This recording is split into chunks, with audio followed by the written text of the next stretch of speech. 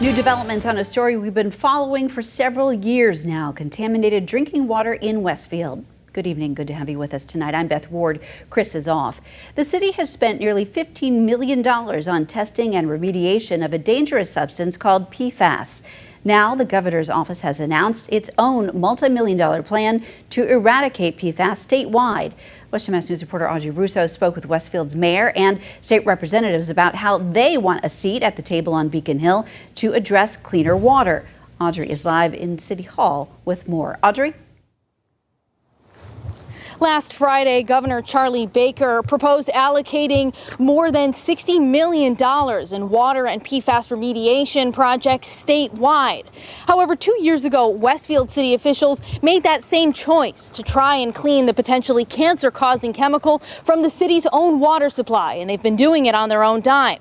Now those officials want to see that money reimbursed by the state. That was my question, exactly. Westfield Mayor Brian Sullivan just got back from a meeting with the governor's office, where he asked how his city can get reimbursed for the $15 million they've spent on PFAS remediation. I think those questions are still unanswered, so that's why I wanted to be there at the beginning of the process. Governor Charlie Baker's supplemental budget contains $55 million for water-related issues. $35 million will go towards water infrastructure projects, and $20 million is earmarked for loans to cities for PFAS remediation. An additional $8.4 million will go towards water testing. Sullivan says the governor's office needs to ensure those earmarks don't prevent Westfield from getting state funds. I wanted to make sure that it's not just going for testing and for engineering work, because we've already spent that money.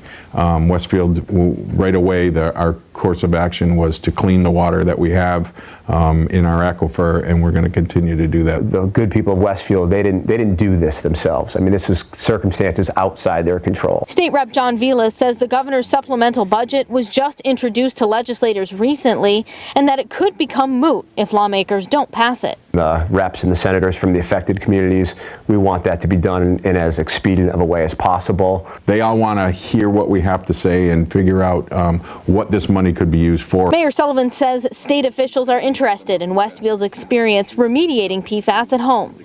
Western Mass News asking about the progress of cleaning the North End's aquifer, which was contaminated by foam used at Barnes Air Base. We're ready to bring wells 7 and 8 online, hopefully by the end of the month.